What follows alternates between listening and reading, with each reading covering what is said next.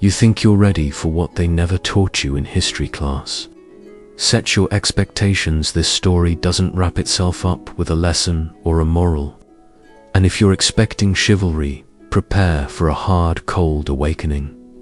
Picture a flickering candle in a stone manor, wind hissing through badly glazed windows, footsteps muffled in rushes on the great hall floor. Now, imagine you're not the lord nor the lady, not even a pampered page with a family name, but a servant girl, one face among invisible dozens in a household, where privacy is a joke and secrets can only be confessed to the walls. That's the ground you stand on as we uncover what happened when a maid in a medieval manor discovered she was pregnant. Especially let's not pretend otherwise when the father was a noble, a master, maybe even the Lord himself. Forget what you know about love affairs from courtly romances, and forget, too, the stories of heroic seductions and happy endings. This is about survival, shame, and the dark bargains struck in corridors where voices rarely rise above a whisper. Because if you were a maid in one of these endless drafty estates and found yourself with child, the only certainty was that your world was about to shrink to a cell, a storeroom, or, if you were very lucky, a distant village where no one knew your name. So settle in, dim the lights, and try not to flinch. What happened to pregnant servants in medieval manors is a reality most people today would find unthinkable. Let's slip through the kitchen passage. The year is 1350, but it could be any year in the Middle Ages. The Lord's household is its own little universe, ruled by strict hierarchies and unspoken rules, all lubricated by gossip and fear. Underneath the noise-turning spits, scrubbing floors, running errands through mud and snow, there's a coded conversation. Who got into trouble? Who's in tears in the laundry?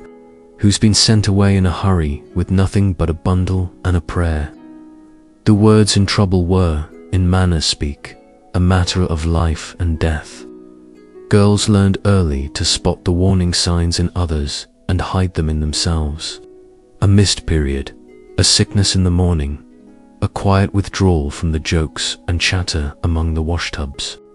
Sometimes you'd see a housekeeper or steward grow unaccountably harsh extra chores, mysterious coldness. Then, one day, the girl would simply be gone. If the pregnancy could be hidden, it was. Maids turned to each other for herbal remedies, some relatively safe, some so dangerous they killed as often as they worked. Pennyroyal, mugwort, wild carrot plants that offered hope and horror in equal measure. Those who failed to bring back their period knew the clock was ticking. The first months were a race against discovery, maintaining a mask of normalcy under the relentless eyes of older women and, more dangerously, male stewards trained to sniff out anything that might cost the household its precious respectability. Because respectability, for a noble family, was everything. One rumor of a scandal among the staff could ripple up to threaten marriages, alliances, dowries, even the lords standing in the king's court. What happened if the swelling belly became undeniable? If a servant was found out, there was no one protocol, but the options were grimly consistent across manor records and the scattered letters that have survived. The housekeeper, often herself the survivor of such battles, would try first to hush things up. The girl would be sent to a distant relative, a farm in the shires, a convent, or even the household's remote holding. Sometimes it was a lie. The promised place was merely a shepherd's hovel or the charity of a villager, paid off by the Lord to say nothing and ask fewer questions. In the rare instances when the household kept the matter in the family, the pregnant maid might be confined to a garret attic or back room attended only by other servants sworn to secrecy. The walls grew closer, the windows were shuttered. Her name was erased from the household lists until further notice. If the father was another servant, especially if he was of similar low status, the consequences were brutal, often dismissal for both. Medieval law, rarely written but ruthlessly enforced by custom, put the entire blame on women. A seduced girl was more often than not treated as a corrupter or a temptress, even when all evidence pointed toward exploitation. Folk memory is littered with stories of kitchen boys whipped and sent packing, but far more often it was the girl who paid. She would lose her wages, her home, her tiny bundle of clothes, sometimes even her hair or the meager jewelry she'd picked up in 3 years' labor. She was sent walking, frequently while still pregnant, down roads that led only to hunger, sickness, or if luck was especially crueler, shallow grave by the wayside. The man, if not dismissed, he might swear an oath and be back at the stables by sunset. The ranks of medieval paupers, beggars, and wandering women were swollen with servants, their stories entirely absent from the manor books because nobody wished to remember them. But the truly perilous scenario, the one that haunted every corner of the manor, sent matronly glances darting up and down staircases, was when it became clear that the father was a noble, especially the lord, his sons, a cousin, or even in some recorded scandals a visiting knight. For the girl, this was not a step up. No matter what the romances say, the overwhelming historical truth is that a pregnant servant could never be openly claimed. Almost always, the noble maintained silence or, if pressed, arranged for the swift disappearance of the evidence. For the servant, there was, at first, a terrible, paralyzing pause, a moment of hope or even pride, quickly swallowed by reality. Then she was handled. The noble's wife or her chief attendant would convene in secrecy, marshalling the full resources of the manor's unwritten law. The solution depended on discretion, sometimes outright cruelty. The girl might be given hush money, rarely more than a few silver pennies, and escorted away by a pair of trusted men. A few were passed to distant convents, orderlies paid well to take in another fallen woman, promising to baptize the baby and send it to an orphanage. Those stories of these children resurfacing are vanishingly rare. Convents were the preferred destination because they operated as social pressure valves, places where unwanted pregnancies, disgrace, or inconvenient family secrets could be fixed beneath a veneer of piety. But these were not havens of mercy. Life for the women sent there was harrowing, indending prayers, menial labor, suspicion, and, in the worst cases, an enforced silence so complete that deaths and disappearances passed without comment or record. The child, if delivered, would be quietly removed, sometimes baptized and given to a local wet nurse, more often simply vanished. In more desperate cases, the solution was cruder and far more dangerous. The servant might be pressured into abortive herbs, turning to back alley practitioners, or simply left with no choice but exposure. Newborns were wrapped and abandoned in church porches or anonymously delivered to foundling homes. Some operated with rough compassion, most with a kind of industrial neglect that meant only a fraction survived infancy. There are chilling entries in parish registers: infans ignotus, unknown child, exposed at the third bell, found and baptized, perished by epiphany. The worst fates were inescapably tied to class and gender. If the maid threatened to reveal her lover's identity, if she demanded recognition or threatened to tell the lady there are records, some whispered only in court depositions or remembered in bitter parish tales of force and violence unthinkable by today's standards. Stories persist of girls locked in attics for months, of pregnancies concealed until the moment of labor, then ended in silence and grave danger to the mother. When the labor went badly, as it so often did, there was no doctor, no midwife, but for the most trusted, and the matter of birth was resolved as quickly and quietly as possible. If she survived, she would be sent away by force if necessary. If not, records rarely say what happened to the body, but the absence of names, the sudden promotion of young boys to adult laborers in the parish lists, suggest the truth.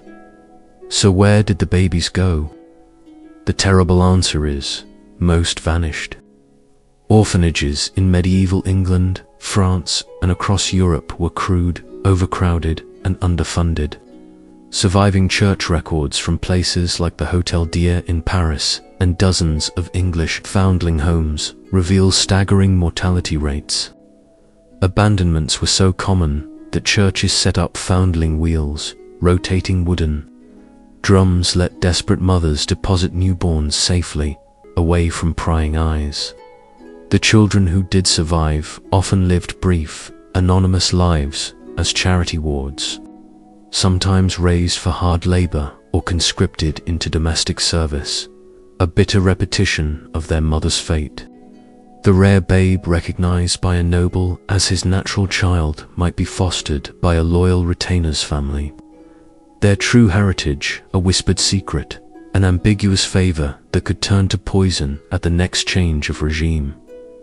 Now, as you walk quietly through the chilly corridors of this imagined manor, past the alcoves where shadows flicker and the echoes of old injustices still seem to murmur, maybe you begin to see the endless toll of lives rewritten or erased outright by a single accident of biology and the iron obligations of feudal power. We have barely begun to dig into the depth of this tale. Over the next 9 parts, we'll follow the steps of one maid in trouble through the full machinery of medieval damage control, the schemes, bargains, terror, and bitter fate of the women and children left behind. What happened to the pregnant servants of medieval manors isn't just a lost chapter of history, it's a crucial map of power, vulnerability, and survival that deserves to be remembered in every cold hall. You think you know the rules, but stepping into the spiral of a medieval manor with a pregnant servant in its midst is like slipping on icy stones, never sure where the next break will come. Picture the morning after our maid, let's call her Marise for now, though her name, like so many others, will never make it into any family Bible, realizes she cannot hide the swelling beneath her apron any longer.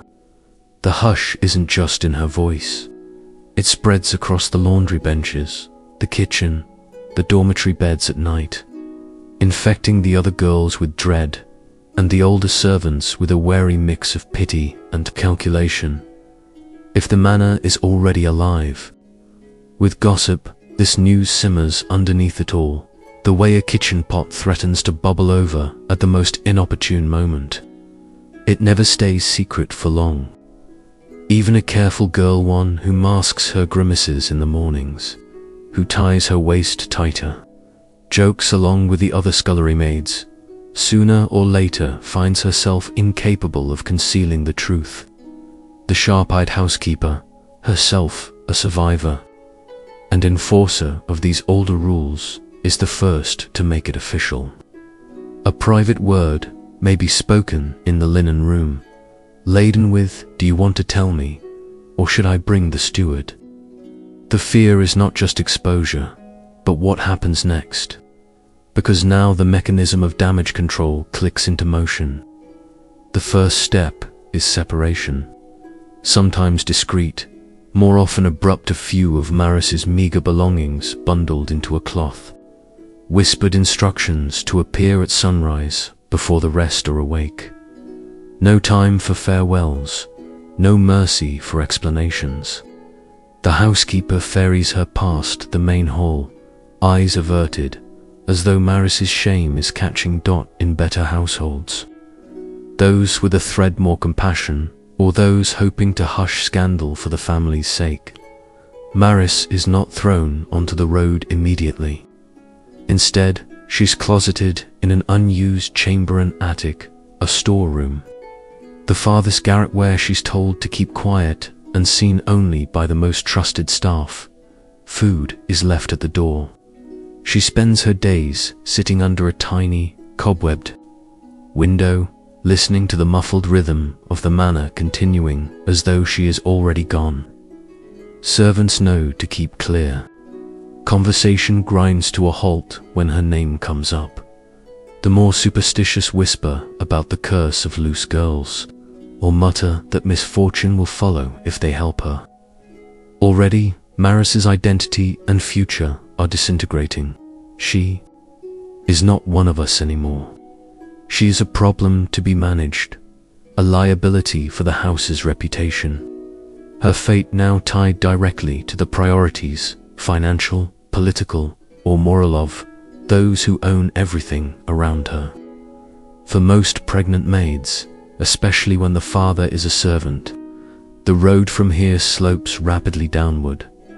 If her sin can be fixed quietly, if an herbal concoction, hastily prepared, fails, and no one will attest to her innocence, options narrow to nothing. Dismissal is almost a mercy. In many manors, once the pregnancy cannot be hidden, the girl is escorted to the gates, thrust onto a muddy lane that could lead anywhere and nowhere. There are stories, sometimes recorded in passing by clerks or stewards, of girls who vanished this way, traipsing from manor to manor, begging for work, ending up in market towns where their stories blend with the dust. Many would not survive. The year, disease, starvation, or violence finished what the manor had begun. If her family lives nearby and is known to the household, the manor might notify the parents, who are then expected to carry away both the offender and, eventually, her child, their own shame added to hers. In rare, half-charitable cases, a small sum is pressed into her hand, wages and arrears, or fare for the road, but make no mistake, this is transactional, hush money for silence, a payment to buy off the chance of scandal reaching the ears of the lady of the house or the neighboring gentry. If the father is a nobleman, Marise's predicament grows much more hazardous and infinitely more secretive. There is a moment of reversal, a heart-stopping pivot when the girl realizes who she will face next. Not the stew lad, not a stable boy, but a man with power enough to erase the inconvenient consequences of his own pleasure. Here, the machinery of the house becomes smoother, more professional, and infinitely colder. The housekeeper, who once might have slipped a hunk of bread to a former girl sent on her waist, peaks now with the weighty urgency of someone acting on orders from above. Marise is not told the reason, not given a target or new role. She is only told she will be sent away and must not argue. She is instructed, for the first time, not just to hide, but to forget, to give up every claim, every hope, and every name she ever held dear. This is where the medieval system's darkest gears begin to grind. In England, France, the Low Countries, across Christendom, Relly manors kept relationships with certain convents, remote farms, or even urban foundling hospitals. A servant in disgrace would be quietly handed over, often at dawn before the household stirred. The reason for her absence would be recorded, if at all, in phrases so bland as to be almost cruel. Discharged due to ill health or sent to family in the north. At the receiving end, the convent was not a haven but a holding cell. Nuns, many of them failed, gentlewomen or pensioned former servants themselves, received the girl with a mixture of bureaucratic piety and exhausted resignation. If the baby was due, Maris might be installed in a windowless room and left to labor. With minimal assistance, no doctor, no dignified midwife, only a few stern hands and whispered prayers for a safe, silent birth. Across Europe, records testify that these children vanished into oblivion. The fortunate so, few were handed over, after hasty baptism, to a nearby countrywoman, paid for a year's wet nursing, and then left to the fortunes of the poor. Others were dropped at foundling hospitals, where the mortality rate soared above 70%. Even in towns with foundling wheels, devices designed to give unwanted infants a chance. Most left inside died swiftly of illness, exposure, or neglect. In Fons Ignotus, the registers say, again and again a nameless child, marked only by the place and time of exposure. The mothers, if allowed to survive, faced life under the yoke of permanent shame. Few were ever permitted back into service. Some were forced into penitent roles laundresses in the convent, or kitchen slaves in households that valued muscle over memory. If Maris was lucky enough to have escaped the knowledge of the Lord and Lady, if the birth went undiscovered until after she'd left, her prospects were little better, a permanent outsider, sometimes even barred by law or by custom from marrying openly or ever seeing her child again. And what of the rarest outcome when a lord took even minimal responsibility? A handful of accounts whispered in manor entries, chronicled in local rumors record, a nobleman providing for an illegitimate child, a stipend, a fostering with a distant tenant or minor knight, the child's future secured only as far as silence and discretion could carry the story. For every such tale, 10 more end with bribes, threats, or violence. Infanticide, while illegal and condemned, was a fact of desperation. And though no record openly confesses it, the silences in the registers, the missing names in baptismal lists, hint at tragedies no one dared recount. So you see, when a servant girl became pregnant, the consequence was almost always expulsion from the world she knew. The loss of her home, her future, and her child. The rest, what became of her or her baby, was determined not by law, nor custom, but by the cold calculation of those whose comfort relied on her invisibility.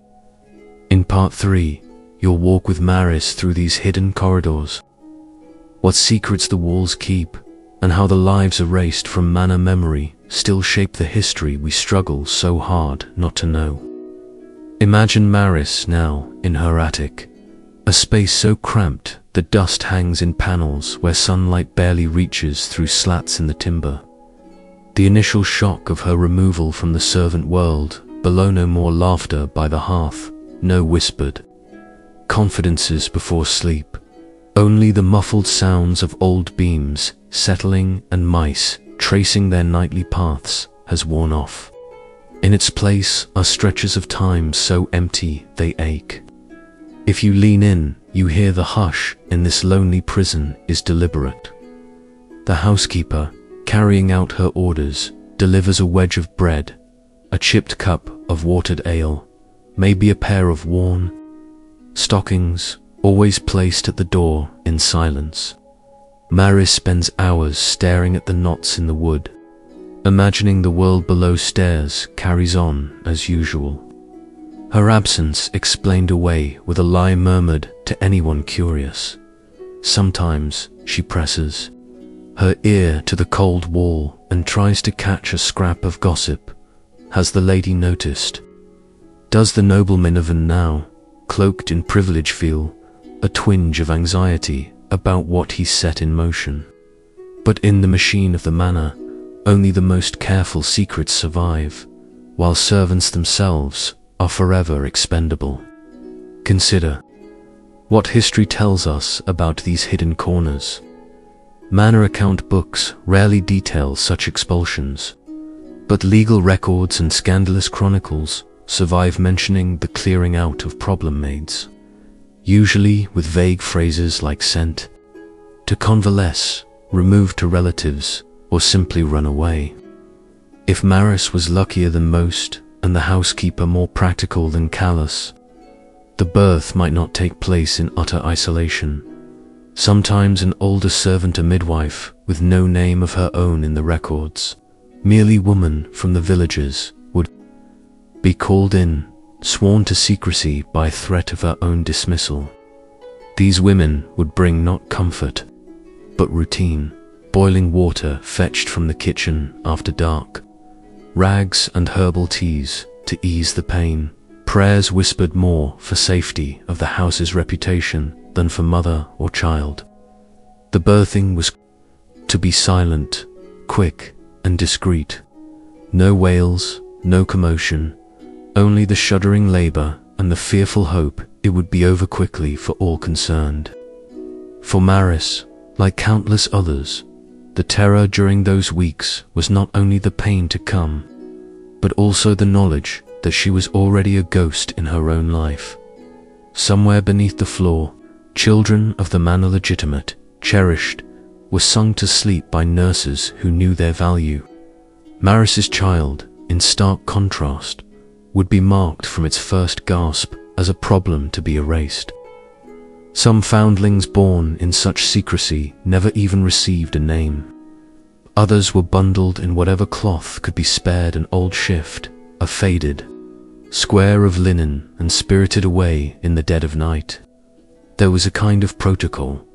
The housekeeper or midwife would deposit the infant at the church steps, timed for dawn prayers so the child would be discovered by a nun or priest. Medieval canon law demanded each child be baptized, lest it die in original sin. But even this mercy was more a civic ritual than a welcome. Infants left in this way would sometimes find themselves in the care of parish orphanages fortified with little more than prayers, charity, and endless need. Historical records from places like Norwich, London, or Rouen are filled with chilling notations brought to the foundling hospital. January 23rd, mother unknown, child abandoned. Named God's gift, baptized, died of fever within a week. Survival rates for such children were appallingly low. In the earliest foundling hospitals, as much as 8 or 9 out of 10 died within their first year, plagued by hunger, disease, neglect, and the burden of never truly belonging to any family. Boys who lived might, at best, be trained as apprentices to a parish tradesman or pressed into unskilled labor. Girls, if unlucky or pretty, sometimes ended up returned to domestic service or worse, thus ensuring that the wheel of exploitation spun on through every generation. Not all foundlings ended up in such institutions. Sometimes the midwife or housekeeper would pay a local villager widow, a woman too poor or too isolated to refuse for wet nursing, expecting her to keep the child fed and alive for the bare minimum of silver. Records show this was rarely a long-term solution. After months or a year, the infant might be quietly forgotten, a shadow on the margins of rural life, swelling the ranks of anonymous paupers and beggars always one bad harvest away from disaster. Church alms boxes every so often would reveal notes for the nurse of a poor babe at St. Swithin, and then silence as the money dried up. The harshest cases were those taken away before birth. For a manor eager to avoid even the smallest whiff of scandal, the solution was even more mercenary. Girls like Marise, in some stories, were escorted out before they showed, handed off to an agent or a retainer of the family, and sent miles away to a town or monastery where the birth would take place in total anonymity. Sometimes the cost of transport and lodging marked as expenses for health. in household books was far less than the risk of a nobleman's reputation. If Marise's noble lover wanted to avoid even the whisper of accusation, he, or, more often, his stewards, and men made sure not even the child survived, either by encouraging dangerous remedies, or by ensuring the child was delivered into circumstances so unsafe that survival was unlikely. There are letters buried in private papers and legal testimony describing such expulsions. Though always shrouded in euphemism, the girl was seen to buy our arrangement, and the matter is closed. On the rare occasion when an illegitimate child was acknowledged, say, when an influential lord saw advantage in publicly showing mercy, or believed the girl's silence could be better purchased by mildly generous treatment, a different arrangement emerged. The child might be given to a loyal tenant, their baptism sponsored discreetly, or they might even be fostered in a minor branch of the noble household, living as a ward whose true parentage was never openly mentioned but always known in whispers. These ambiguous children sometimes rose high.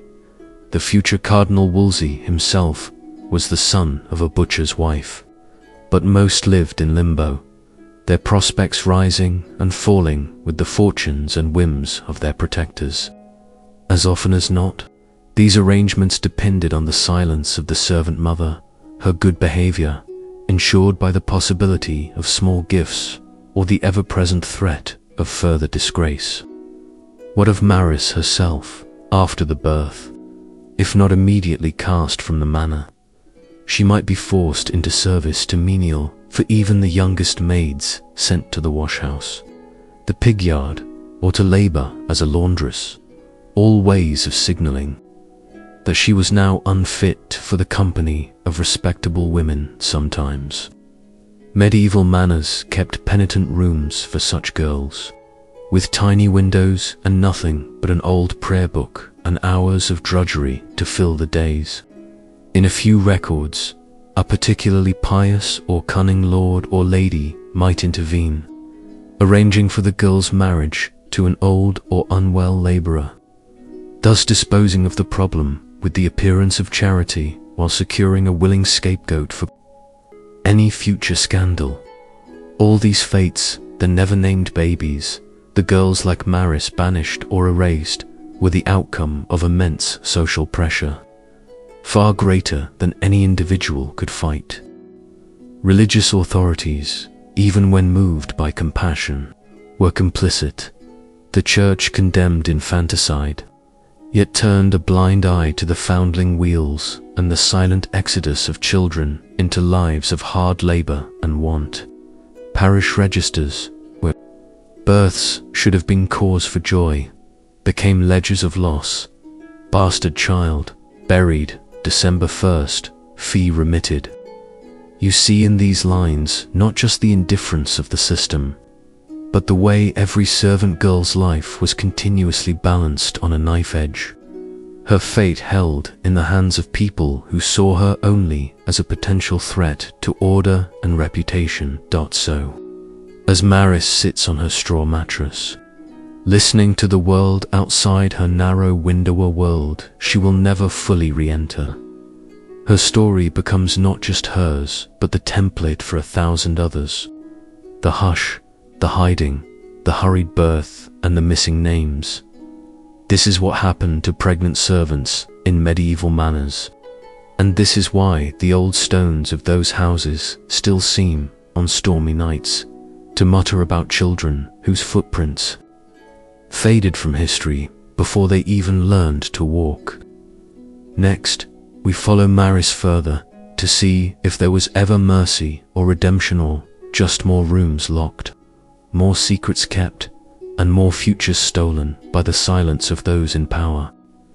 If you've followed Marise this far, you know by now that her attic is not a place of mercy, but a temporary holding, pen suspended between the living household and a future that narrows to a point as unforgiving as a manor blade. Now, weeks crawl through silence. the air thick with shame and draughts and the constant itch of straw.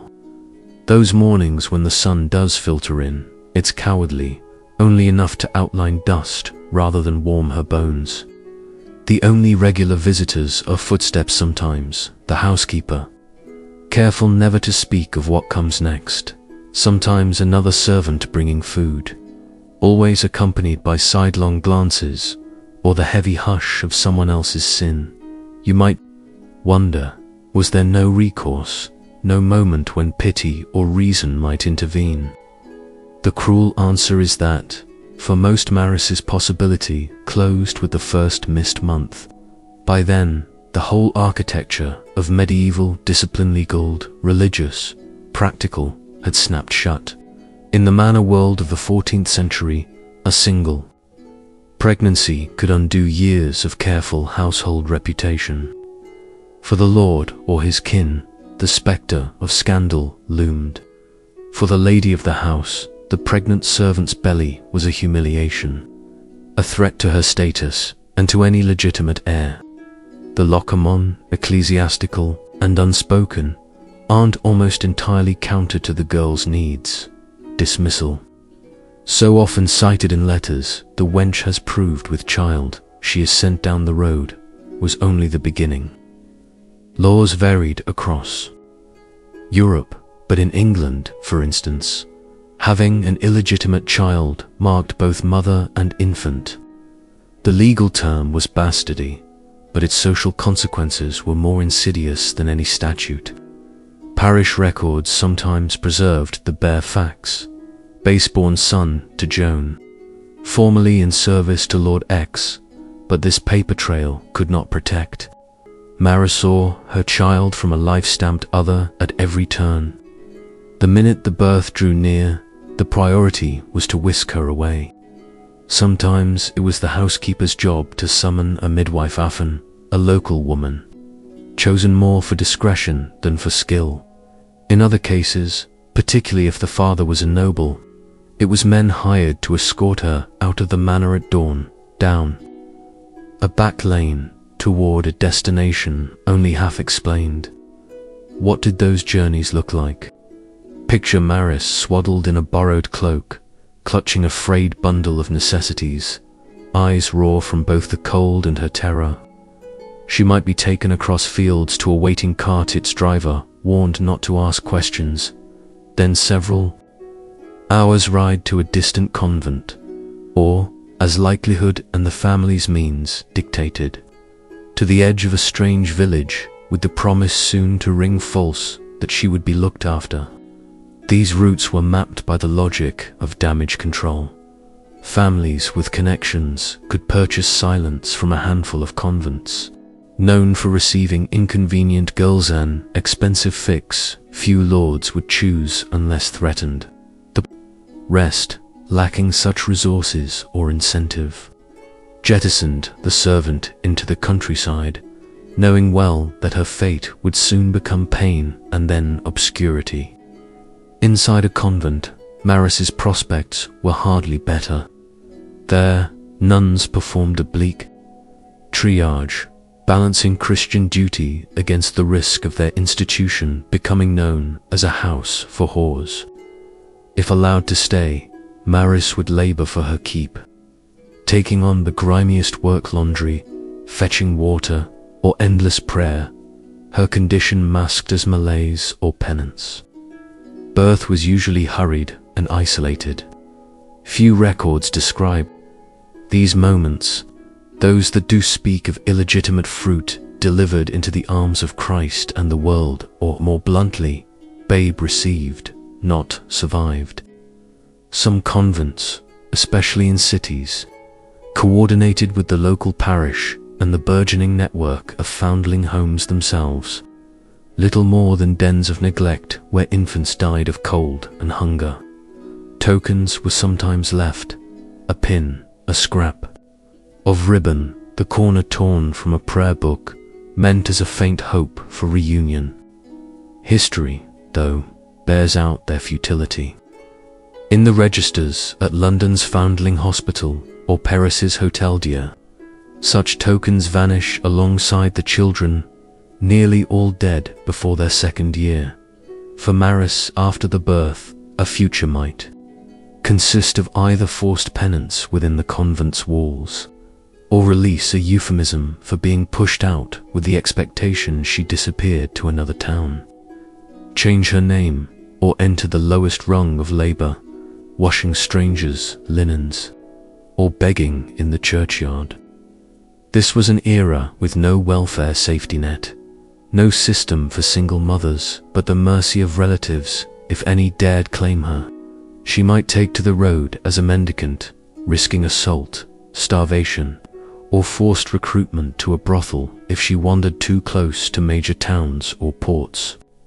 Some women banded together, their numbers swelling the ranks of the wandering poor that so troubled medieval lawmakers, who issued edicts demanding towns expel unwed mothers as a public contamination. Women and infants, branded by their sin, became shadows haunting church steps and market alleys, sometimes memorialized only by a pauper burial mother and child. If Maris's child survived those first critical days, still a rare outcome. The next stage was equally harsh. Even if she wished, Maris could rarely keep her child. Survival depended on surrendering it. Foundling homes, often tied to the church or emerging city charities, were both salvation and curse. In Florence and Milan, the ruota, a kind of turning barrel set into the wall, allowed mothers to deposit infants secretly, ringing a bell so a nun might take the child inside. In England, similar practices appeared outside parish churches, yet these efforts were overwhelmed. The mortality rate at some orphanages approached 90%. Disease, hunger, overwork, and abuse thinned their ranks, and records are full of the tragic brevity of their stay. Received, died Sunday. Next, taken in, perished by Michaelmas. Those rare children who lived longer might enter the world as lifelong servants, baptized and clothed by charity. At age 6 or 7, they would be placed out, apprenticed to tradesmen, tenant farmers, or the very same manors whose rules had cast out their mothers. Ironically, Maris's child could be scrubbing floors or mucking stalls under the gaze of the housekeeper's successor, the link never acknowledged. Sometimes, by a cruel twist of fate, a nobleman, aware of his bastard's existence, might arrange for betterment, but even then, this meant little more than menial labor free from outright poverty. On occasion, such bastards, when male, might be called into the gentry's orbit if war or disaster culled too many legitimate heirs. But such tales were the exception and spoke more to noble convenience than compassion, and the social death continued. Let's set aside myth. There were no kindly reunions, no secret benefactors, except in legend. If Maris dared return to her home village, she would be labeled harlot, a pariah in the eyes of church and law. Records show that rural parishes sometimes fined or whipped women for bastardy, even if the father's identity was common knowledge.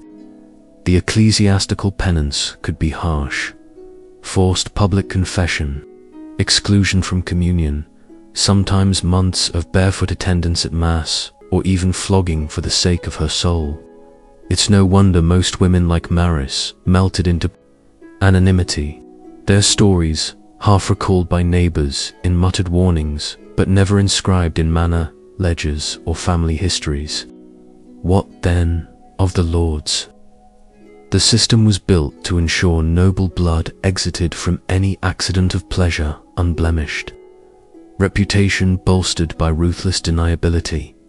The legal notion of maintenance, a hush payment or stipend for the most inconvenient offspring, was rare, under-recorded, and always dependent on the noble's whim and his wife's willingness to turn a blind eye.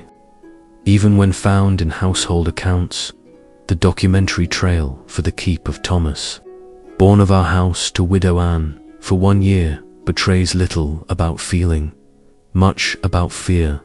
Fear of scandal, fear of lawsuits, fear of God, perhaps, but very little mercy.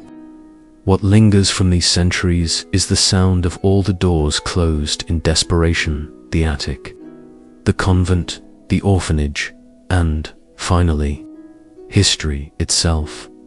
Marise's time in confinement ends not with an act of justice or forgiveness, but with another journey, one that leaves her stripped of identity, protection, and hope.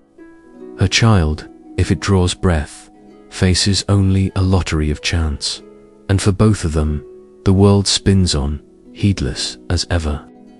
These were the real consequences when a servant in a medieval manor became pregnant, and these are the shadows their lives cast over the stones, fields, and stories that modern eyes too often romanticize. If you can picture Marise stumbling through the convent gates with winter in her breath and nothing in her future but uncertainty, then you know she never really left the world of the manor behind. She just became invisible to it. The woods outside the manor are grey with frost, and each step away from that forbidding stone house isn't freedom, it's exile, stamped with the mark of her sin and the ever-echoing hush of scandal. The nuns who take Marise in do so with the wary briskness of women who've seen 100 girls before her and expect 100 more to commit one another debt to be paid, another secret to be buried deeper than the one before. Here, in the stone cells and echoing corridors, Marise is assigned no comfort, only the hardest chores, the lowest bunk in the dormitory, and days punctuated by bells that never ring for her. Her legs ache from scrubbing floors, hauling water, feeding the pigs in a yard where the mud is never dry, and every face is either cold or numb with resignation. There is no sisterhood here, only the lowest kind of kinship. Women moved by pity, perhaps, but cautious not to get too close, lest her stain become theirs too. Every morning in the convent is a relentless parade of hunger and fatigue and dread. Marise eats at the end of the table, occupies herself in prayer, or is left isolated, muttering beads for forgiveness she's not sure she can ever earn. The nuns speak of God's mercy, yes, but their hands are hard and their eyes sharp from years of keeping order among the unwanted at night. After the bell for matins calls them to shivering prayer, Marise dreams of the manor, sometimes of laughter, by the kitchen stoop, of the smell of bread and peat fire, of the foolish hope that all would right itself. But always that dream is chased off by waking, to the scrape of feet on old stones, the groan of her tired body, and the endless wailing from fields where the wind has learned every sorrow ever voiced among these walls. If she hears news of the baby, it is indirect, a whisper passed down a chain of servants or nuns with no reason to care. Another babe for the church, a sister mutters. Best pray it was baptized before winter. This is all no name, no blessing. Just another fate sealed before it could even begin. Outside these convent walls, the world is just as unkind. Medieval society drew its boundaries in bloodlines. For a woman of Marise's class, motherhood outside marriage meant losing your place in the world, and your child, if it lived, entered its own kind of purgatory. Legal codes in 13th and 14th century Europe made the parish responsible for foundlings and bastards, but their only duty was to baptize, bury, and, if budget allowed, parcel out the living as charity apprentices or laborers. Orphanages and parish wheels existed, yes, but they were overwhelmed by foundlings abandoned by mothers too poor, too frightened, or too shamed to keep them. Even the best institutions, like Florence's Ospedale degli Innocenti or London's early orphanage, wards were grim, overcrowded, and, in truth, little better than warehouses for the lost. The official registers might keep a faint record. Girl child of unknown mother, baptized Anna, died in her 3rd week. For each of these brief lines, a dozen more children vanished unnoted, buried in communal graves, or returned to the countryside as apprentices, but destined simply for exhaustion and neglect. The children who survived became living reminders of the system's cruelty. Bastard was not just a label, but a lifelong sentence. Illegitimate children, especially daughters, could rarely expect to marry well or inherit property. Boys, if lucky, might serve in the household of a distant cousin, or join a trade after years of grueling servitude. Most, according to chroniclers and scattered legal cases, were marked always by an absencer, missing mother, no lineage, rumors that clung tighter than any surname. Some medieval towns held annual ceremonies to adopt the most promising foundlings as town apprentices, parading them through the streets in new cloaks as tokens of the city's charity, public magnanimity, but also public claim, erasing family ties in exchange for obedience and labor. For Marise, there is never a day without regretter, longing for what she lost, and for the small world that was stripped away the moment her body betrayed its secret. The nuns might assign her extra penance, or, as her belly shrinks and her strength returns, send her out with the lay sisters to beg for almsfays covered, humility absolute. Her future narrowed to the hope of maybe someday returning to anonymous drudgery in a manor where the only rule will be silence. Most never return to their old homes. If a servant girl is recognized, or if her out-of-wedlock child ever shows up at the manor gates, she is refused even the lowliest work. Sometimes a parish priest will plead her case, arguing that she suffered enough. Sometimes, rarely, a cousin or sibling will intervene. Mostly, she migrates from town to town, living on the edge of vagabondage, dependent on the quality of her health, luck, and the fleeting compassion of strangers. And, all the while, the men who caused these fates walk freely within their spheres of privilege. Medieval land, more powerfully, custom conspires to render them blameless. If there is a record at all of the noble who seduced or forced Marise, it is buried in letters of apology or in coins pressed discreetly into a steward's palm. For a lord's household, reputation is all. If a child is born of such a union, silence is bought and the problem is erased, lest the lady of the manor catch word and invoke her own rights. To punish the girl, dispose of the child, or, in rare fits of desperate mercy, arrange a marriage with a long-suffering undergardener or tradesman desperate for a wife, even one soiled. Even these arrangements, depicted in legal tracts as redemption, are often just a slow transition to another kind of servitude.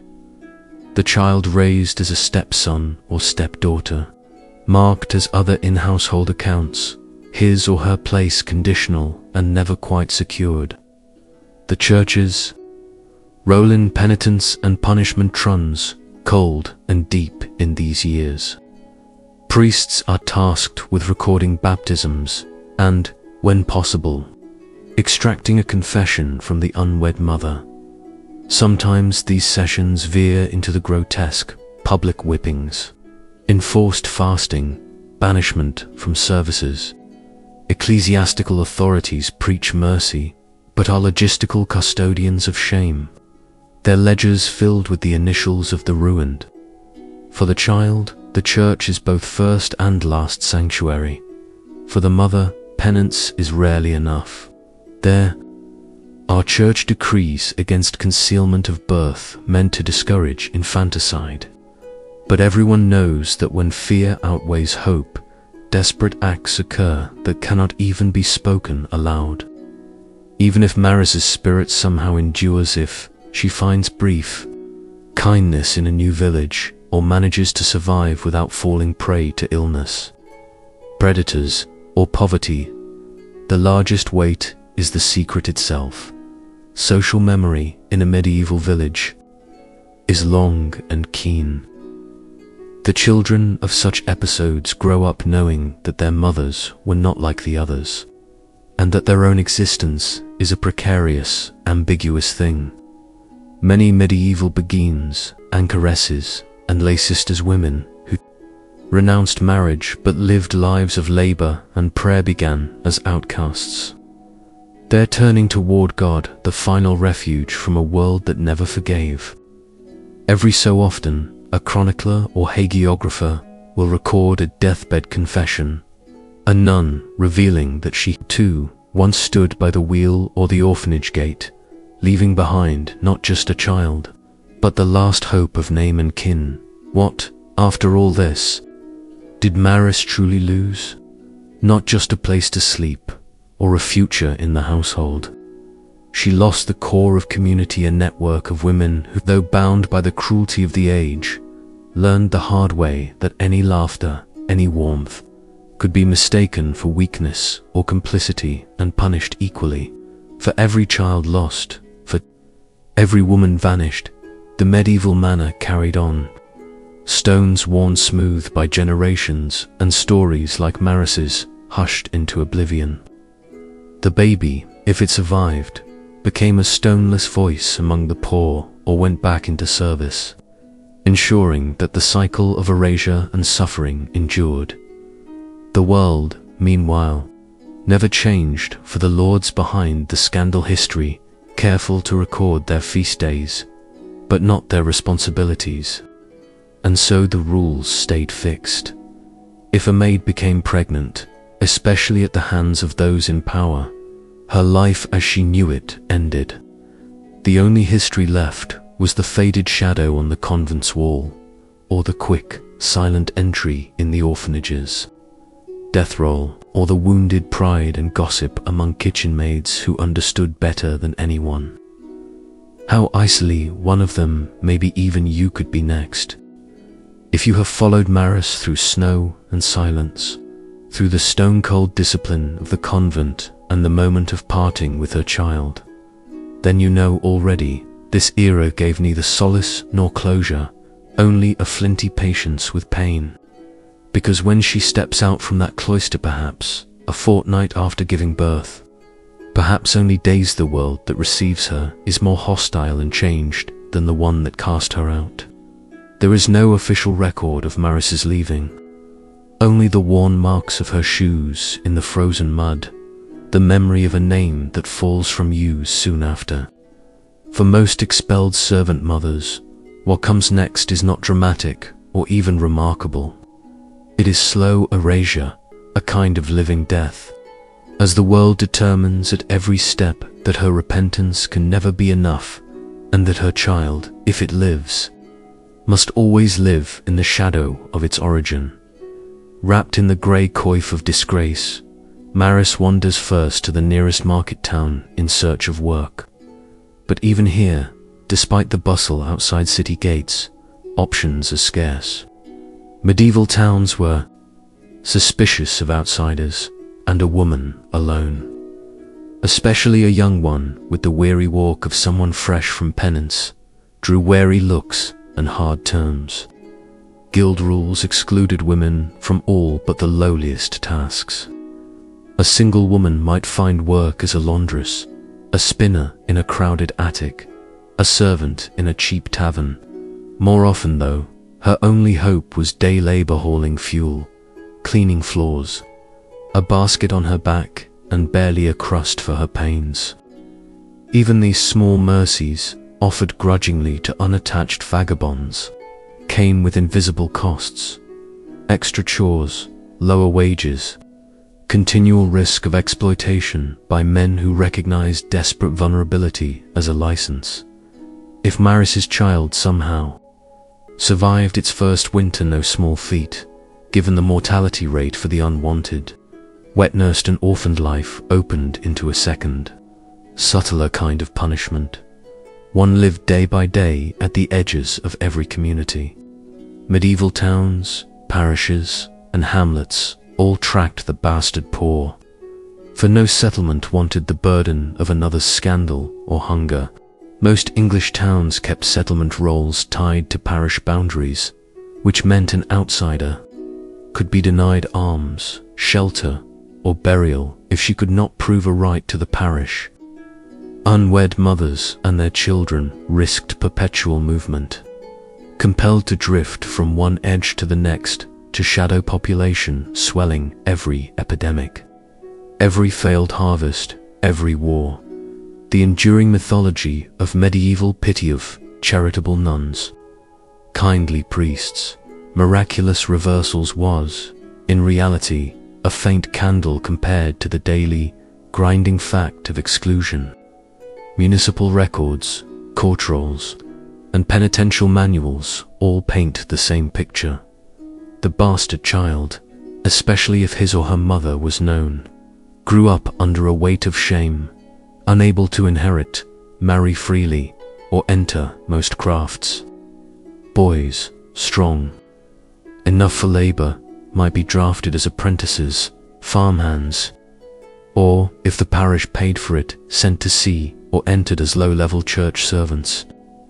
Some children found their way into great city orphanages, where a lucky few learned to read or mastered a trade, but far more died before 7, their faces unremembered but for brief notations in the coroner's book or monastery death rolls.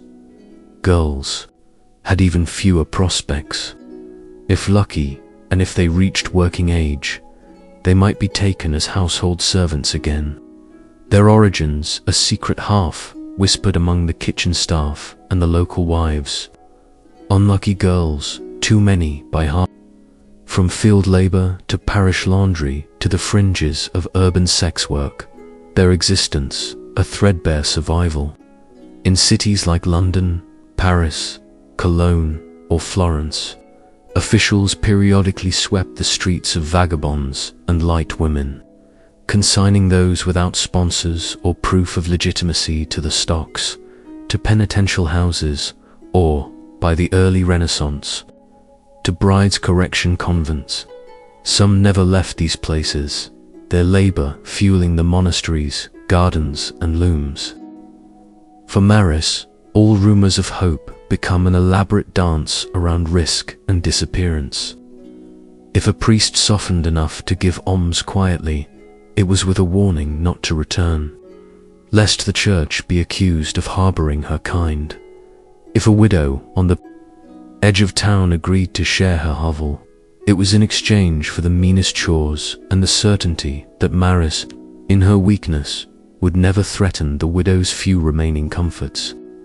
Any bond was temporary, any offense real or imagined grounds for being turned out again into the restless, watching world. Sometimes, history surprises us with rare exceptions.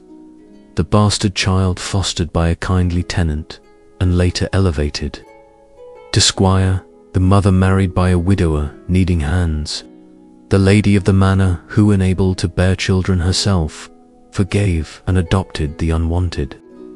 These stories are rare because they are so remarkable, preserved more often in legend or as cautionary tales spun in later centuries about the virtue of humility or the power of repentance.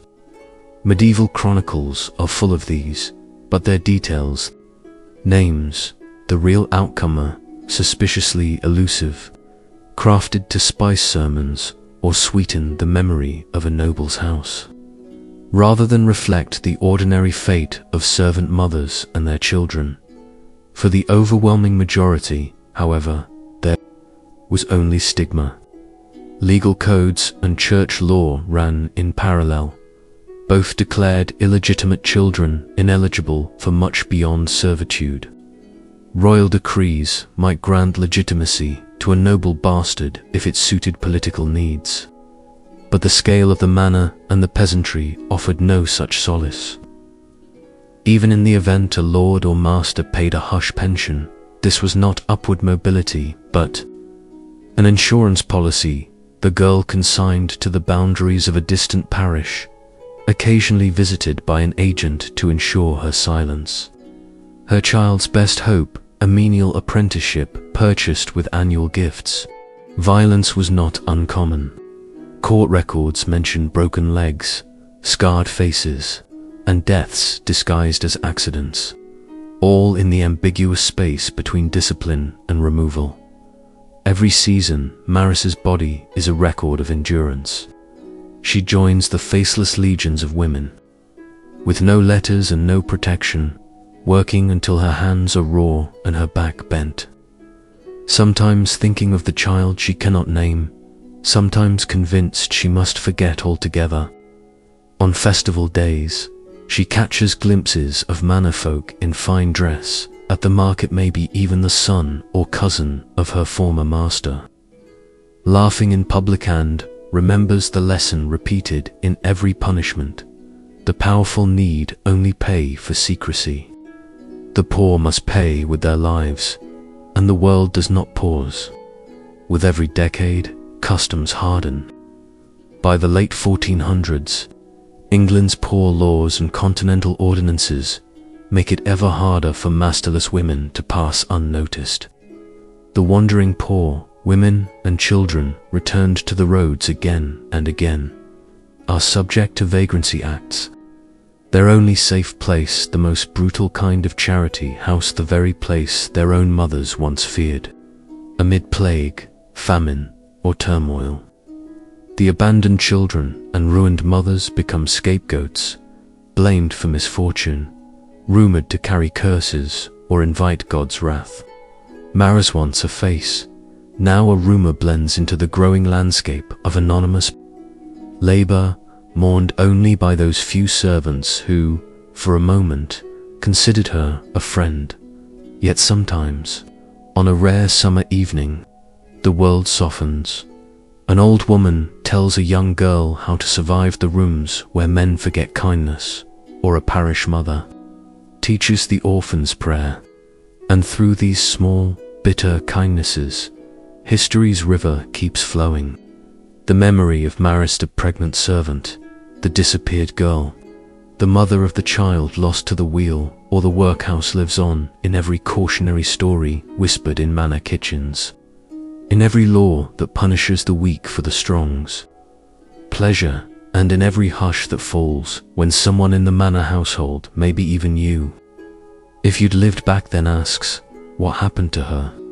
Because what happened to Maris was not an accident or aberration, but a planned, repeated ritual etched into the stones of every great house and parish gate. If you can hear the tread of Maris's feet as she leaves one town for the next, you'll know she is not moving freely through a forgiving world. She is being quietly, inexorably pushed onward by the suspicious eyes of parish watchmen, by the reluctance of widows and innkeepers, by the echoing gossip that has traveled ahead faster than she ever could. Medieval England, like France, Flanders, or Italy, was an archipelago of tight-knit communities, each parish an island with its own rules and its own jealously guarded resources. And the arrival of a masterless woman with the scent of recent disgrace unsettled every balance. Nor was it just chance that shaped Maris's journey, but a lattice of law and custom. As the 14th century deepened into the 15th, English parishes faced mounting pressure from the gentry and town corporations to patrol their boundaries, to keep out not only vagrants and beggars, but especially those who threatened to upset the moral order, and unmarried mothers. Children in tow or left trailing behind in charity homes were high on that list. Maris may have tried to shelter in the market towns swelling in the later Middle Ages Coventry, York, Rouen, Bruges, but there, too, suspicion ruled. The brewing guilds and textile houses only employed those with references and local ties. And as statutes on vagrancy multiplied, the promise of urban work turned into yet another maze of obstacles. Town clerks and beadles demanded that strangers account for themselves, often scrutinizing new arrivals for visible evidence of poverty, foreign speech, or for women, the big giveaway: no man beside them, no ring on their finger, no witnesses, for their honest intentions. Hospitable doors closed quickly to those like Marise. A church almswoman might give a heel of bread, but pity extended only so far, always shadowed by fear of being charged with abetting vice or bringing shame on the parish. Some found a temporary berth in brothels, which, paradoxically, were more structured and protected in late medieval cities than many convents or workhouses. There, fallen women became both cautionary tale and begrudging torchbearers for the city's economic underworld. Brothel madams, themselves survivors of misfortune, enforced rules that offered minimal shelter but little hope for real security or affection. A bastard child was sometimes tolerated if the mother could earn her keep, but often babies vanished, sold, abandoned, or delivered to orphanages on the edge of town. The records of their fate, if any, handled alongside contracts for bread, ale, or candles, for those unwilling or unable to join this world. The last resort was the almshouse hospital, or leprosarium, institutions already notorious for their precariousness, their dependence on the charitable whims of lords or guilds, and their squalor. Marise, like others, stripped of means and kin, might eventually join a crowd of paupers queuing for gruel outside a church gate, her admission contingent on her ability to prove residency or the faintest endorsement by a local priest. Once inside, cleanliness and privacy vanished. Men and women slept in common halls, divided from the respectable inmates by 100 invisible walls. Here too, the bastard poor became politically charged. As almshouses became more common, parish overseers kept lists not only of the deserving widows, the infirm, old retainers of the manor, but the suspect unwed mothers, their children, rootless labourers. For these, charity was always provisional, often withdrawn for the smallest of infractions. Communities developed new strategies to manage these populations.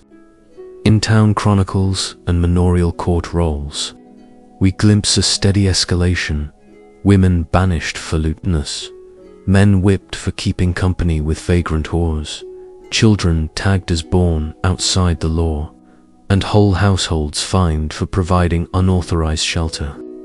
The church, meanwhile, offered a different penance at best, a cycle of public confession and temporary readmittance, at worst ongoing exclusion from communion and the ritual life of the parish. Records of churching, the ceremony by which a mother returned to the congregation after childbirth, revealed persistent hesitance to welcome unwed mothers back to the fold, especially if any rumor about the child's parentage lingered. Some parishes forced such women to do humiliating public penance, barefoot processions around the churchyard, repeated confessions, or, in notorious cases, personal pledges to avoid future sins. This hostile climate did not exist in a vacuum. In the 14th and 15th centuries, repeated waves of plague, famine, and war had left communities anxious and defensive. Every extra mouth was a burden. So the arrival or even rumor of a servant girl cast out with child triggered immediate debates. Town meetings weighed public safety and charity against the perceived slippery slope of leniency. Not infrequently, the answer was to remove the problem. Courts issued orders for wandering women to be escorted beyond the parish bounds. A cheap journey with a heavy subtext. Take your shame elsewhere, and what of the children? The grim chain continued. Infants and toddlers, too young for farm work or begging, were placed in the care of bare mothers. Poor rural women who might raise a half-dozen unrelated charges on crude parish stipends. Most of these children faded from the record by age 5. Those that survived, especially boys, might be drafted out as apprentices to village smiths, tanners, millers, or peasant families who needed labor more than lineage. For girls, as soon as they could carry a pail or thread a loom, they were sent into service as milkmaids, kitchenaids, nursemaids, two strangers, brats echoes of Marise's own vanished hopes. That cycle turned with sharp certainty. Any kindness was transactional, and every step upward was one misstep from collapse at the deepest level. This wholesale machinery of expulsion and penance worked because it was not simply systemic, it was personal, social, daily. Each neighbor's judgment reinforced the boundaries of the possible. Moral panic about unwed mothers and their children congealed into folk wisdom. Sermons, poems, ballads told tales of the girl who went astray, was cast out, suffered, and in rare versions either tragically perished or found honor through a legendary act of repentance, though the latter versions did little to comfort real girls facing such exile. Moralists and preachers painted unwed mothers as warnings. Guidebooks for housekeepers and priests listed the necessary steps to project purity, from constant inspection of servants to swift removal of anyone suspected of indiscretion. By the late medieval period, the legal system caught up. The earliest poor laws in England encoded in statute what had been practiced informally for generations. The settlement certificate, the parish register, the removal warrant. Records from the late 15th century manorial courts are full of cases where women like Marise, accused of bearing children outside matrimony, are forcibly resettled, sent farther and farther from their kin, even in places that styled themselves as open growing towns, market centers, ports. The basic logic prevailed. Those who could not be folded neatly into a proper household or marriage were shuffled on, endlessly, until their stories ended in a death the records would call unremarkable. Yet in among the shadows and the cruelty, there remain pinpricks of resistance, of hidden empathy. There are tales, some just hints, others preserved in letters of midwives who snuck food to girls in hiding, of priests who quietly altered baptismal records so a bastard might marry one day, of kitchen maids who, in a moment of bravery, sent warning when the housekeeper's shadow drew near. The system was harsh because so many believed it should be, but at the margins were always those whose humanity flickered through. A copper coin pressed into a chapped palm, a whispered "take the north road," the faint hope that, somewhere, the world might forget her scandal and let her live as herself for a time. So, Marise's long journey, like that of thousands banished before and after her, was not just a tale of suffering but of endurance. Her path through fields and towns, over ditches and into doorways, was not only a map of disgrace but of survival in a world that gave almost nothing and demanded everything. She survives, if only to prove daily that for girls like her, history's silence was never empty. It was crowded with the unspoken, the unseen, the unrecorded stories, daughters and mothers, all marked and moved along until the community could say, at last, the problem was gone. But always, in every kitchen, church, and market, another rumor began, another girl feared, another secret took root. Next, we'll follow how, even as the machinery of ostracism grew stronger, communities kept gossip, rumor, and pity alive, and how, sometimes, the unwanted returned in memory, custom, or law to haunt the very manors that tried to forget them. If you can hear the tread of Marise's feet as she leaves one town for the next, you'll know she is not moving freely through a forgiving world. She is being quietly, inexorably pushed onward by the suspicious eyes of parish watchmen, by the reluctance of widows and innkeepers, by the echoing gossip that has travelled ahead faster than she ever could. Medieval England, like France, Flanders, or Italy, was an archipelago of tight-knit communities, each parish an island with its own rules and its own jealously guarded resources. And the arrival of a masterless woman with the scent of recent disgrace unsettled every balance. Nor was it just chance that shaped Marise's journey, but a lattice of law and custom. As the 14th century deepened into the 15th, English parishes faced mounting pressure from the gentry and town corporations to patrol their boundaries, to keep out not only vagrants and beggars, but especially those who threatened to upset the moral order and unmarried mothers. Children in tow or left trailing behind in charity homes were high on that list. Marise may have tried to shelter in the market towns swelling in the later Middle Ages Coventry, York, Rouen, Broggish, but there, too, suspicion ruled. The brewing guilds and textile houses only employed those with references and local ties. And, as statutes on vagrancy multiplied, the promise of urban work turned into yet another maze of obstacles. Town clerks and beadles demanded that strangers account for themselves, often scrutinizing new arrivals for visible evidence of poverty. Foreign speech, or for women, the big giveaway: no man beside them, no ring on their finger, no witnesses. For their honest intentions, hospitable doors closed quickly to those like Marise.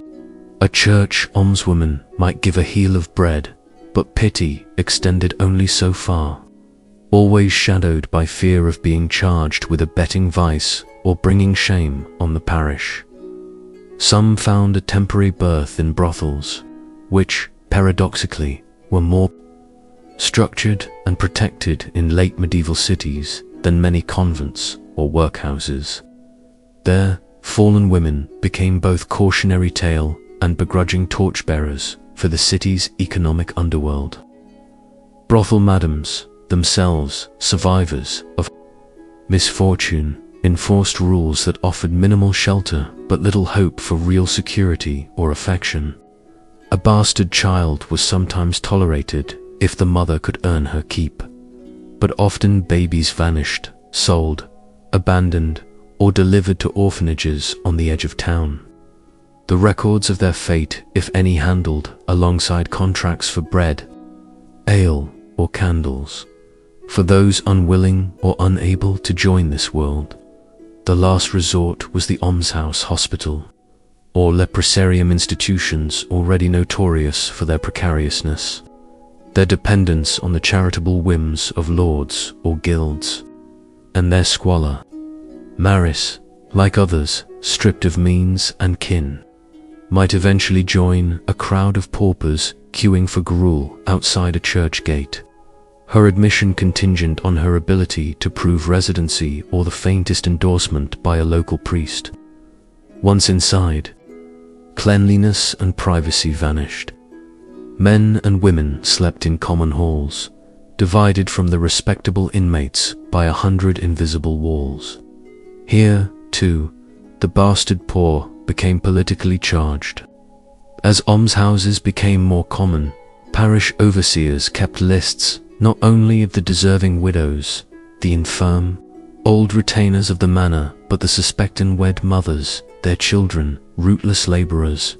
For these, charity was always provisional, often withdrawn for the smallest of infractions. Communities developed new strategies to manage these populations. In town chronicles and manorial court rolls, we glimpse a steady escalation: women banished for lewdness, men whipped for keeping company with vagrant whores, children tagged as born outside the law, and whole households fined for providing unauthorized shelter. The church, meanwhile, offered a different penance at best, a cycle of public confession and temporary readmittance. At worst, ongoing exclusion from communion and the ritual life of the parish. Records of churching, the ceremony by which a mother returned to the congregation after childbirth, reveal persistent hesitance to welcome unwed mothers back to the fold, especially if any rumor about the child's parentage lingered. Some parishes forced such women to do humiliating public penance, barefoot processions around the churchyard, repeated confessions, or, in notorious cases, personal pledges to avoid future sins. This hostile climate did not exist in a vacuum.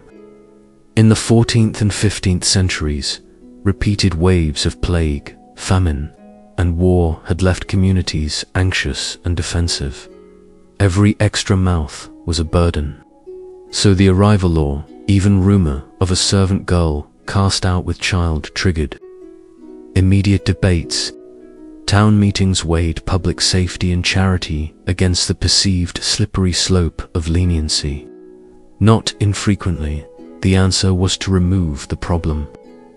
Courts issued orders for wandering women to be escorted beyond the parish bounds. A cheap journey with a heavy subtext. Take your shame elsewhere. And what of the children? The grim chain continued. Infants and toddlers too young for farm work or begging were placed in the care of bare mothers. Poor rural women who might raise a half-dozen unrelated charges on crude parish stipends. Most of these children faded from the record by age 5.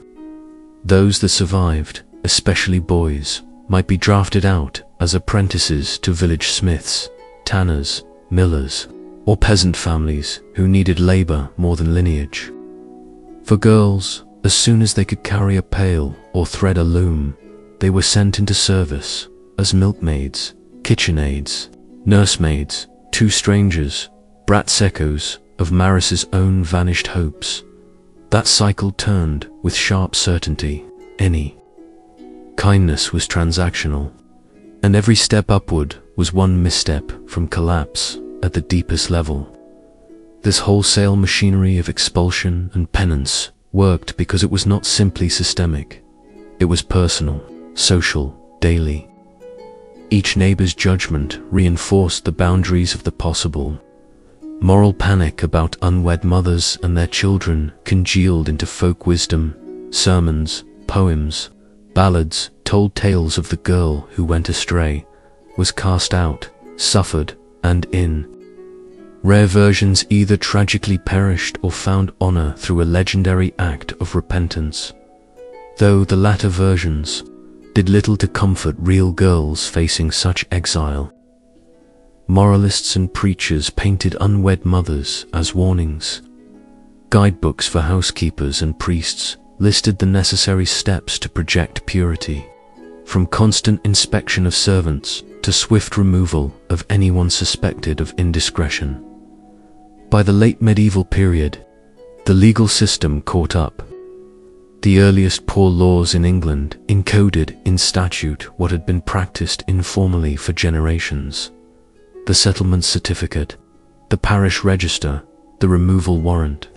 Records from the late 15th century manorial courts are full of cases where women like Marise, accused of bearing children outside matrimony, are forcibly resettled, sent farther and farther from their kin, even in places that styled themselves as open-growing towns, market centers, ports. The basic logic prevailed.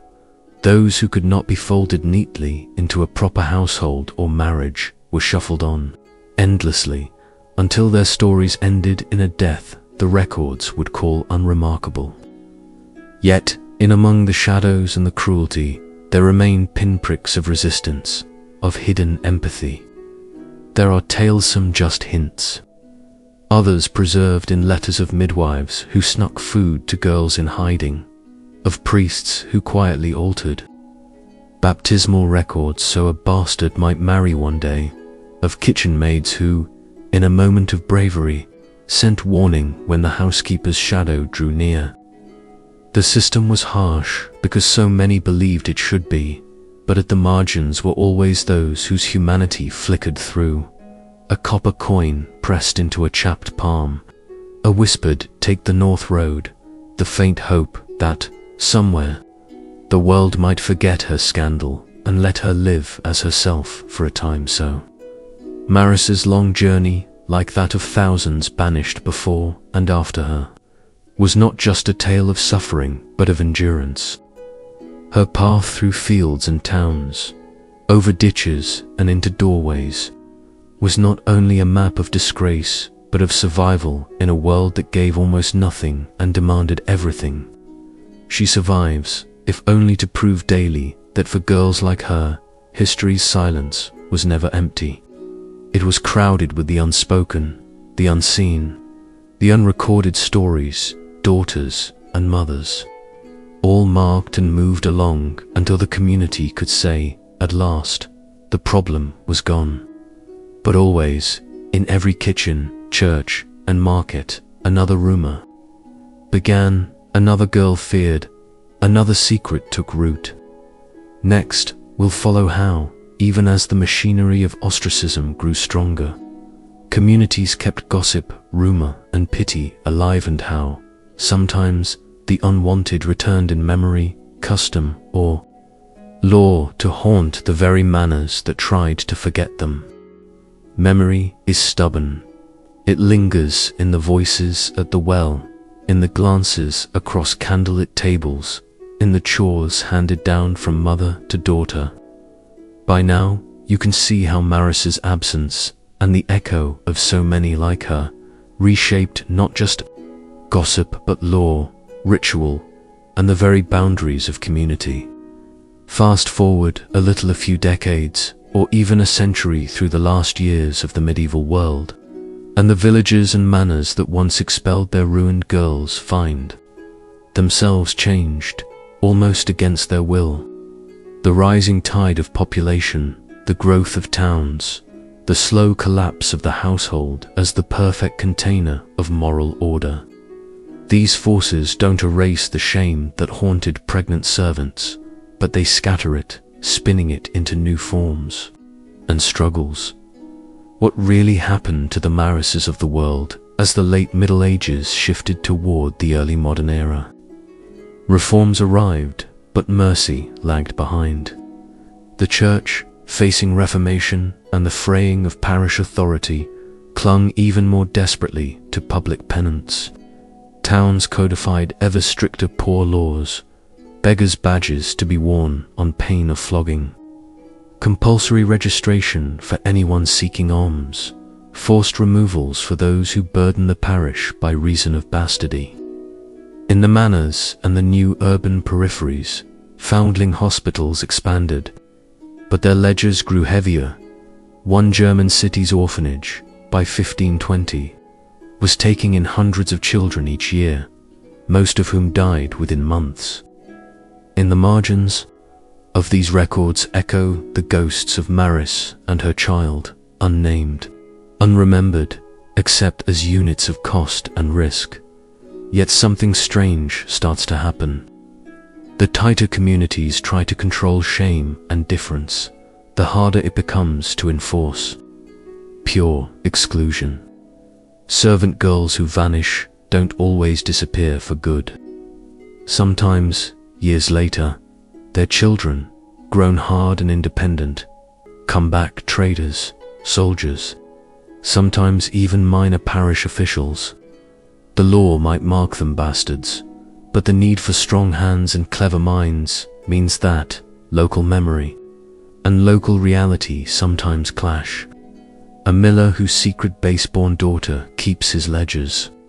A foundling turned apprentice who saves a hamlet from starve in a harsh winter in hard times.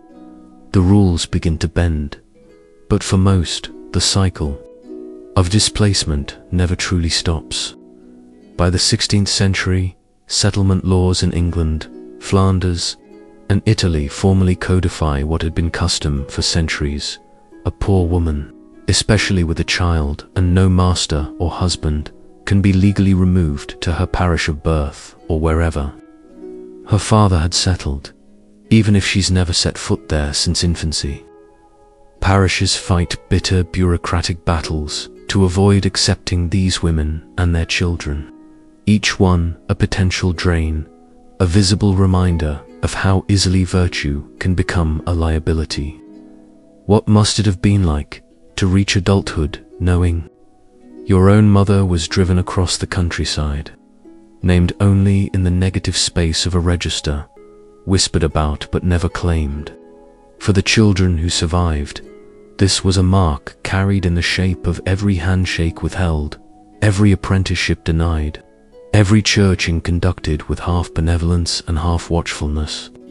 In every confession and communion, the possibility of improvement, of reintegration, remained, but only at the steep cost of self-erasure or endless gratitude.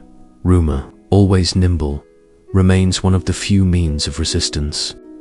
The villages and towns that tried to purge scandal discover they cannot purge memory.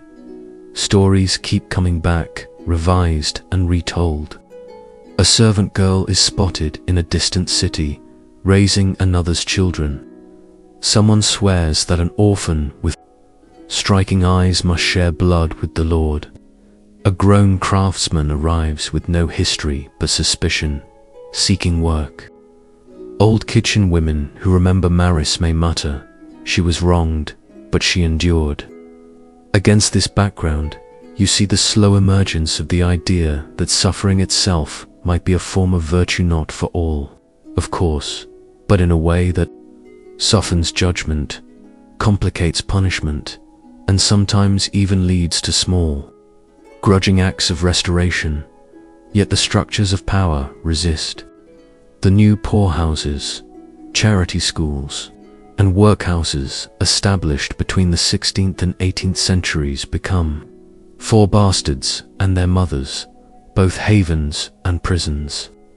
A girl who conceals a pregnancy in the city might seek refuge in a reforming hospital only to find herself bound to months or years of institutional labor. The fate of her child, precarious as ever. Well-meaning reformers write pamphlets urging parishes not to cast out the living tokens of sin. But purse strings remain tight, and the cycle repeats. Infants delivered at dawn, left at a foundling wheel or the steps of a chapel, and bundled away by nurses who do not ask surnames. Let's not fall into the trap of imagining progress as a straight line. There are years when the law grows yet crueler, the bastardy acts of Elizabethan England fine mothers half a year's wages for losing chastity. Swiss towns can force unwed mothers to emigrate. In southern France, young women suspected of fallen virtue are consigned to Magdalen convents, where their unending penitence is as binding as any prison sentence.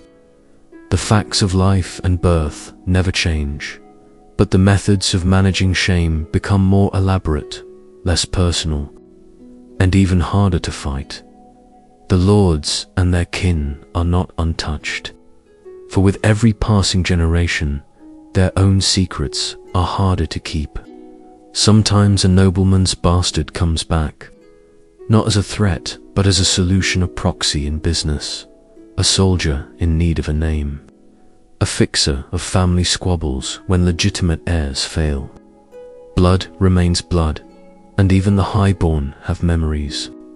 In some regions by the 17th century, records show a grudging acknowledgement of these natural children, not open acceptance, but a pension, a nominal title, an apprenticeship with a family ally.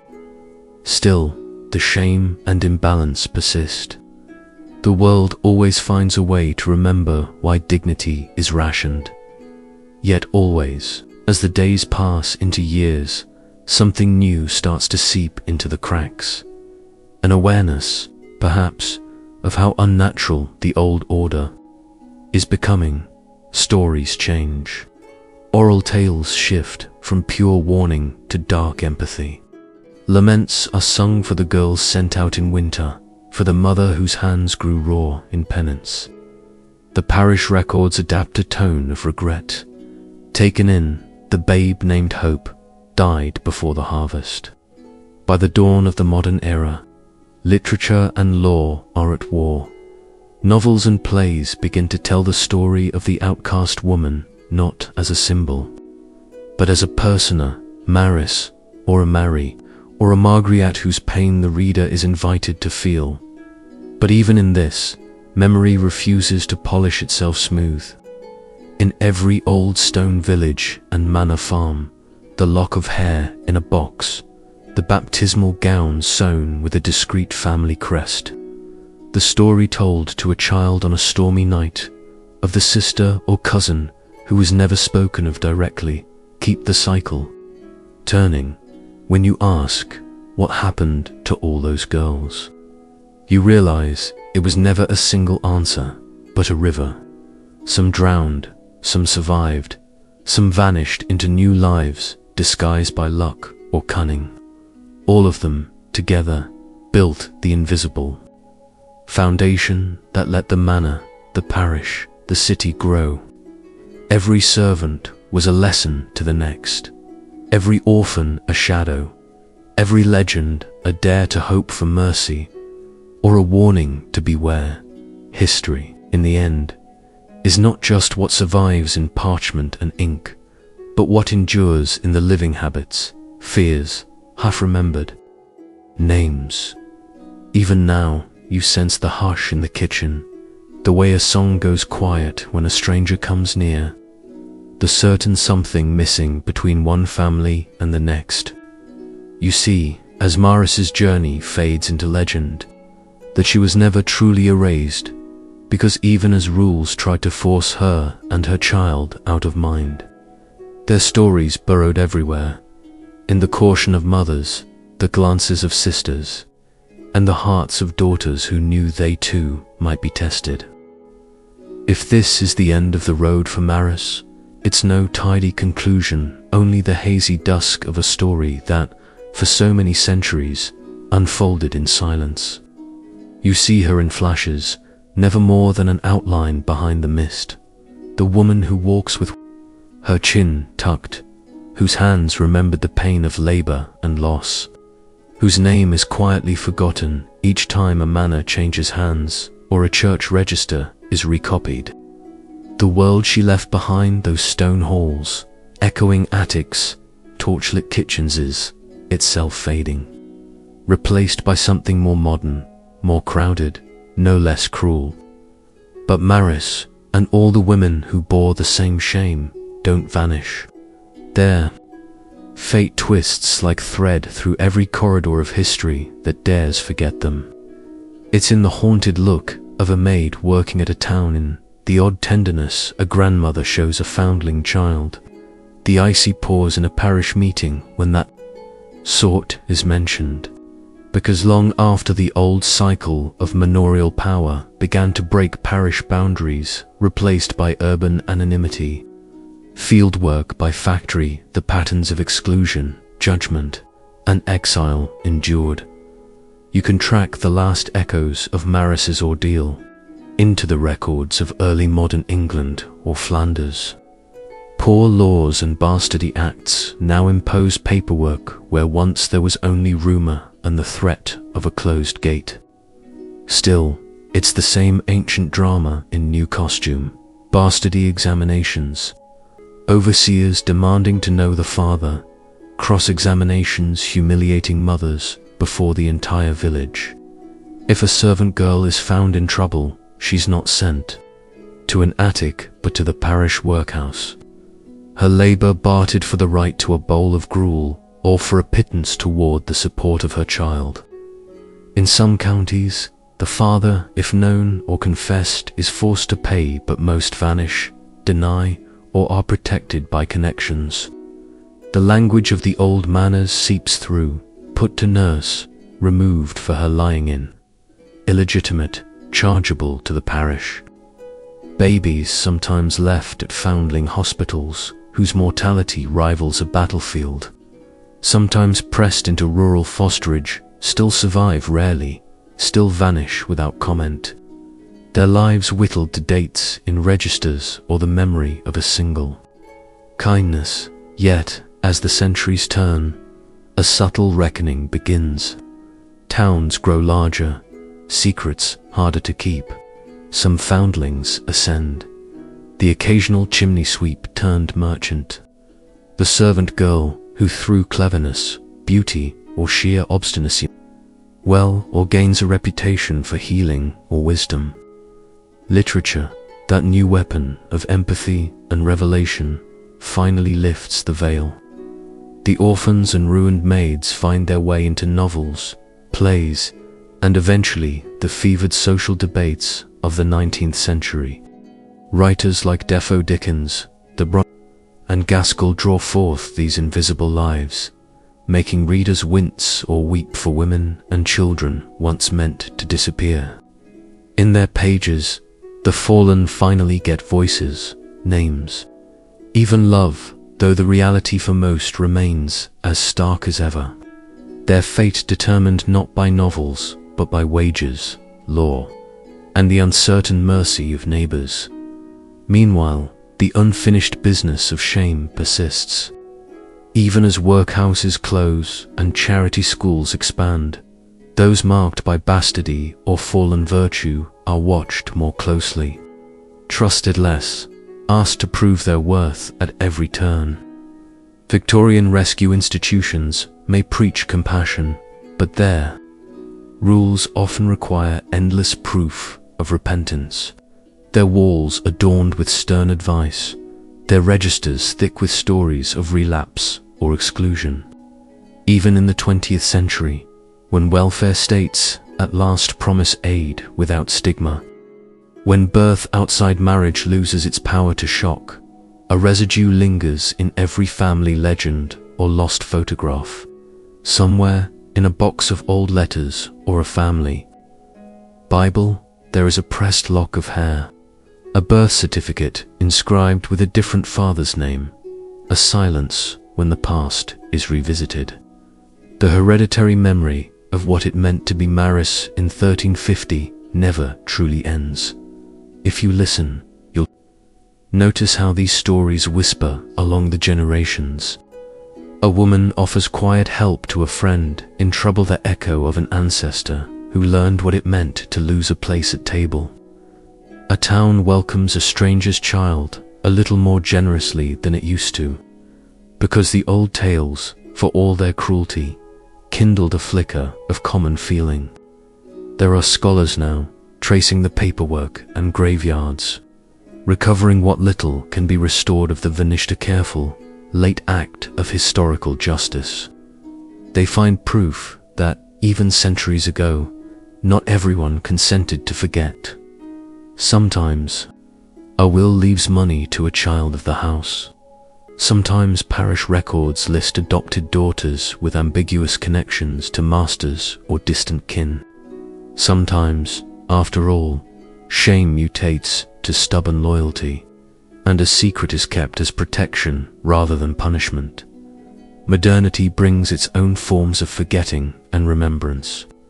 Today, in cities that bulge with strangers, no one blinks at mothers. On their own illegitimacy, a technicality, not a curse. Yet beneath this legal amnesia, an uncanny inheritance persists. Social workers, clergy, and genealogists still find themselves reckoning with the lost children of earlier centuries, those born on the wrong side of the blanket, their blood running parallel to those who dined in the great halls and signed the parish rolls. Every so often, a DNA test stirs up long-buried truths, joining to family trees that should, by every rule of the old world, never have converged. The old gossip, you know she was never right. He has her eyes becomes the seed for new conversations, sometimes new acceptance. Even now, museums and archives build installations to honor the invisibles, the servant girls, the foundlings, the orphaned apprentices. Their stories finally find voice in stone, glass, and pixel. But the core of it is still Maris, her choice, her suffering, her survival or defeat. When we look back, We see the cost of a world built on walls, silence, and judgment. We see how an accident of pleasure, an act of power, or a twist of fate could exile a woman, erase a child, redefine an entire community.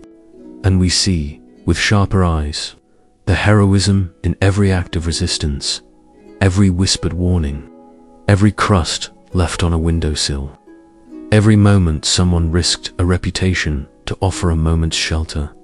If you had to walk these stones yourself, you were a manor girl, a village mother, a stranger in a town of closed doors, what would you have risked? Whose side would you have taken? Would you have been merciful, or would you, too, have allowed the wheels of rumor and ritual to turn? Grateful it was not your daughter, fearful your own misfortune might invite the same fate. It's a question both timeless and urgent, one that speaks across centuries, policies, borders, because even as the world insists that the past is dead, the truth is that every time shame or silence is broken, another door creaks open. Every time an outcast is welcomed, a tiny victory is won against an ancient form of cruelty.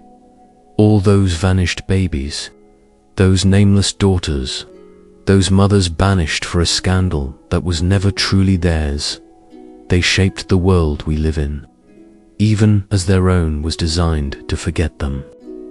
When a maid became pregnant in the medieval manor, what happened was not a single action, but a chain of vast, sad inheritance of pain and sometimes fierce endurance.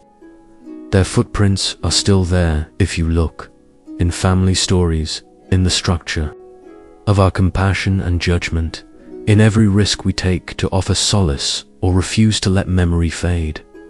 The test of the manor is finished, but the memory remains, echoing on into every corner of history, asking each new generation what it means to truly see, care for, and value the lives that power would prefer to erase. This time, you know the answer, because you've walked with Marise, and you will not look away.